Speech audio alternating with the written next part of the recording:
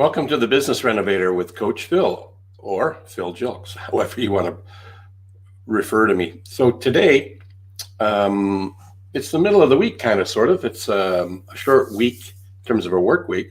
The work week officially for most was Tuesday and to Friday.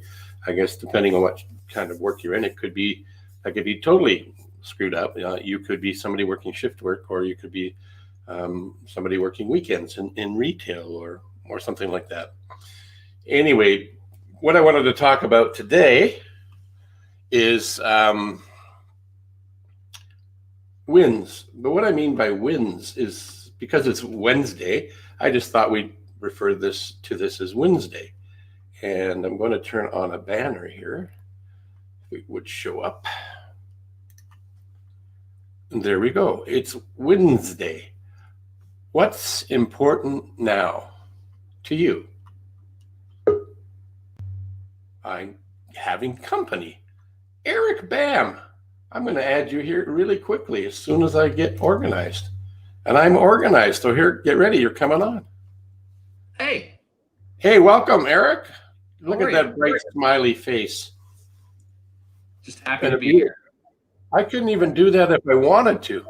Well, I need to, either color it or just maybe trim it a little bit. I don't know, man. Feel a little rough today. So, you like my new name? Coach Phil is amazing. Oh, amazing. I got that. Well, that's very kind of you to say that. What I was going to talk about today, ad hoc, is kind of Wednesday. What's important now? That's what, to me, WIN stands for. So now that you've done something, not to say that what you've done isn't important, but now what? So I saw a couple of your posts. You've had some major coups, some successes with some fairly large pizza franchises, I believe they are. Yeah. And you've got your product under all their pie.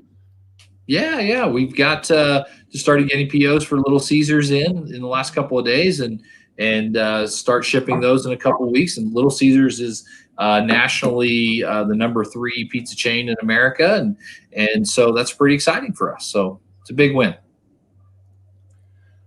And thinking about what's important now, I want to backtrack. I've never done this, actually. So I'm experimenting. So if we were to backtrack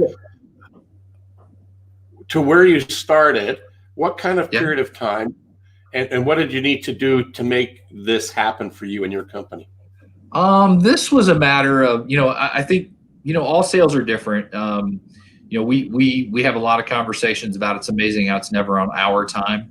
The best salespeople, we try to keep the attitude of, in the right way. We don't want your business, but we need your business. And when salespeople sell it because they have to have it, the desperation sale is a lot different. And so with these guys, it was a matter of being on their time. And, little Marco's was the same thing. It was a matter of being on their time.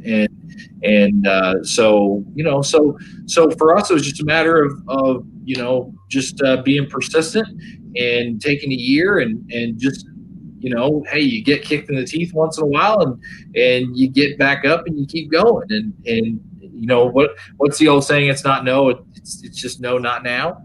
And so we just keep making calls and staying in front of people and talk a lot about being visible and viable. I think in our industry, it's easy for us to target our market because we know their pizza places. And so it's a matter of staying in front of them and staying in front of them with our product and staying in front of them with testimonials and just keep showing that, we've got the right product at the right time and good things happen. We get up and go to work every day. So what I extracted out of that in response to my question, not to throw anybody under the bus, this is the nugget. You did all those things. You maintained that attitude. You stayed in front of their face. In order to do that, though, way back when, you had to decide who you were targeting, who was your ideal audience, who could you serve best, and then start to do those other things that you described along the process. You said it took a year to make this happen. So was it the initial year seed planting? We would like to be under the pies of these companies, and then you started to move towards that throughout the year. Would that be right? Yeah, that's 100% correct. I mean, we've taken the top, 50 pizza chains and divvied them up amongst ourselves, and we're all making calls and working with each other and trying to, do you know anybody? Who should we talk to? And yeah, I mean, definitely, I think it's you start with a dream and you write it down and you start talking about it. And I'm real big on goal setting and I think what you put out comes back, and so you start talking about it. I guess not to get to talk too much about kind of what some of my mindset is, but I think if you have something you want, you talk about it, you pray about it, you think about it, you share about it, you're involved in it, and I think if you get up and you're focused on something relentlessly, good things happen. Good things happen as long as you've got a good product. Well, a good product makes it easier, but let's go way back. Way back machine. Yeah, like way back to when I think we sort of used DVDs, maybe sometimes still, but before, what preceded DVDs was something called videotapes, and there was two VHS. types. VHS. Oh wow, that one. But there was another one. Do you remember what the other one was? I remember Beta, and do you remember the laser discs? You remember the big laser discs? Yeah. But it was Beta and VHS is where I'm going. So you said if you've got a good product, VHS was an okay product. The better product was Beta. Right. But Sony locked onto that and wouldn't relinquish it, and they wanted to control it more. VHS was more open, and as a result of that, became the popular brand.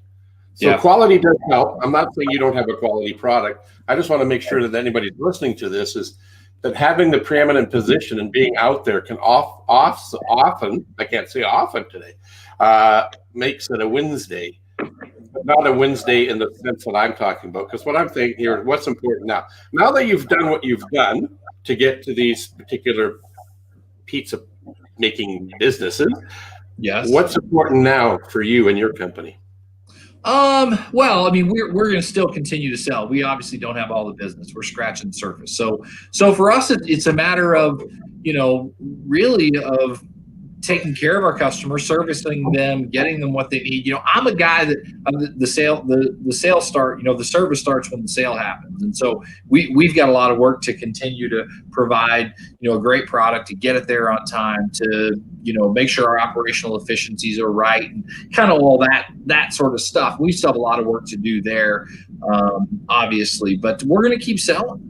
I mean, I think one of the cool things about a chain like Little Caesars or Marco's is it gives us a lot of credibility.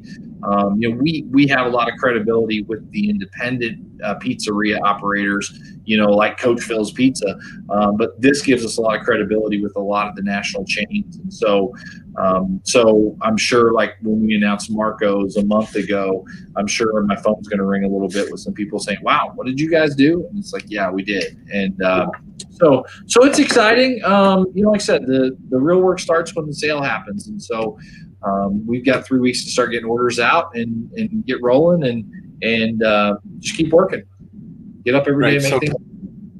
So looking at the 3 weeks out now, that's what becomes what's important now. That's the gist of my theme this morning.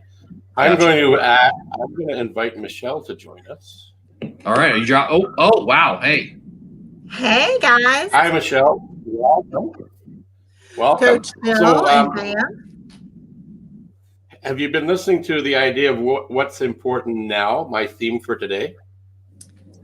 Did you hear us talk about that? Unfortunately, I just got on. That's not a problem.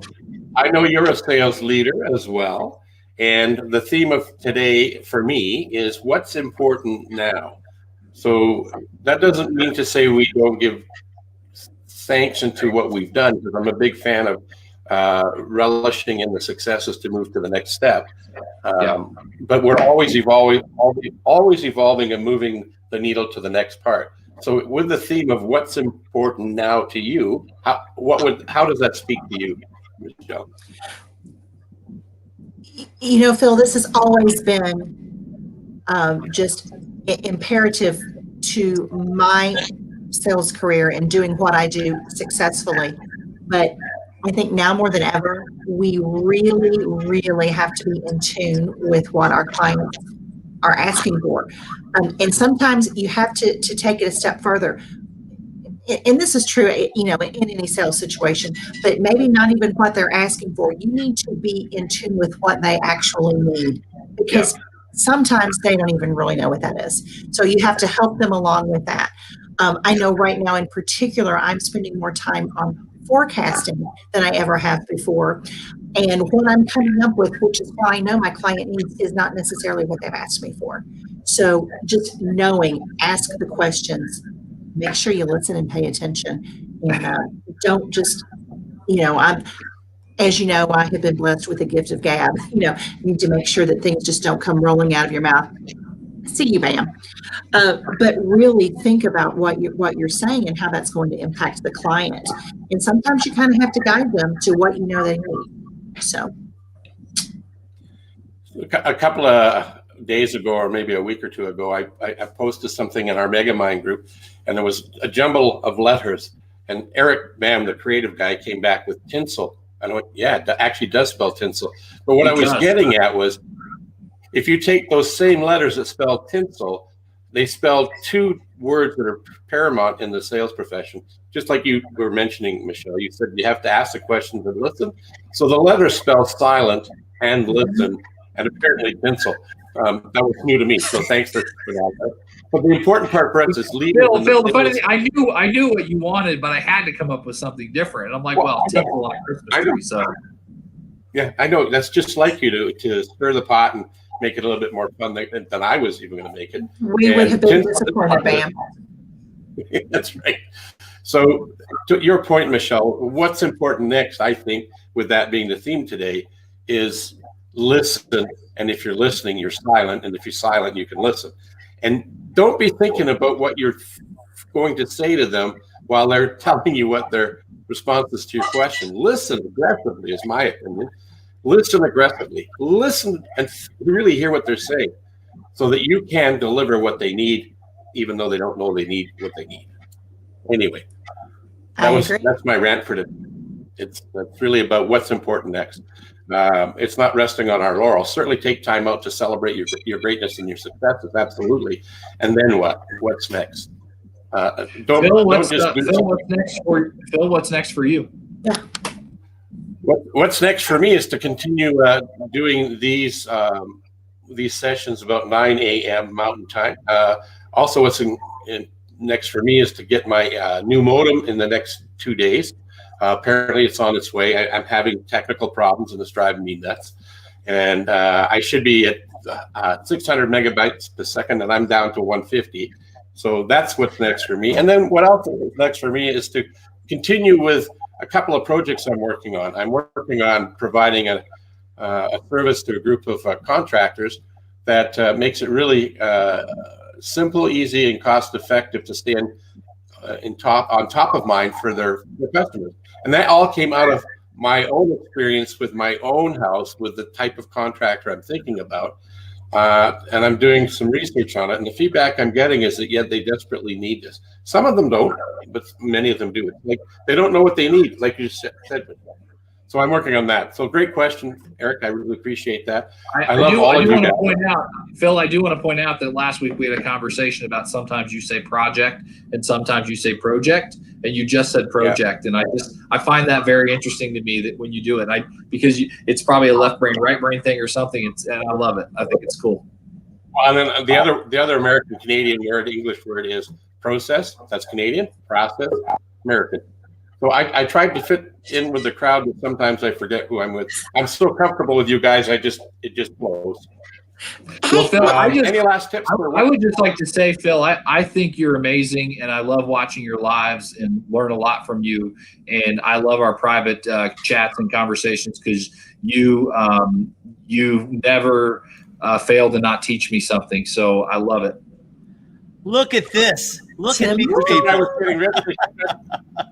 was getting ready to shut down and let you guys get back to being valuable people in your audiences. We have one more Megamind gentleman here, Tim Lord, was talking about what's important now. I don't know if you've been hearing what's going on, but that's something that I look at on a regular basis. What's important now? not to disrespect what we've already looked at and done, but what's important now moving forward? What's important now moving forward? More of what we've been doing. More of what we've been doing. Video, empathy, relationships, respect. Those are the things that we do moving forward, just like we've been doing. It's awesome. I don't know what the doom and gloom is, but it's not here. That's for sure. Oh, it's the space between the ears. It's a choice, right? You can decide to be that way or decide to be the other way. You can make lemonade out of the lemons that we're thrown, or you can just.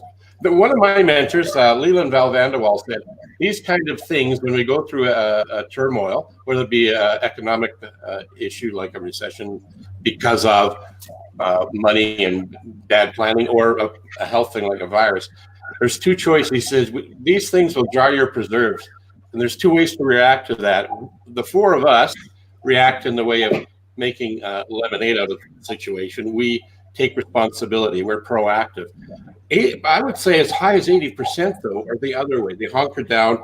They tighten down the hatches. They stop marketing, and they stop learning and training their staff. Not you guys. You're the other way. Same as me, the other way. But that's what he pointed out. He said that you'll either hunker down and hopefully that it'll go away, or you'll stand up, take charge, and be responsible and do the best you can. And that's what you guys do. That's what I've seen. It's intestinal fortitude. It's having belief in what you do. I don't know. I just have never felt. I mean, sure, are we all on fire every single day? Do we all have great days every day? No.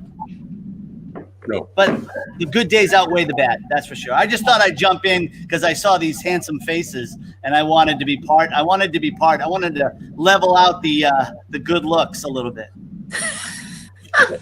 Hey, Tim, while we've got Tim on here, I want to hijack Coach Philly's show here a little bit. But I was curious, what's the best marketing campaign you've put together? Do you have one that just jumps out in your mind that you're like, man, I did that and it was incredible, like a catchphrase or a jingle, or what was it?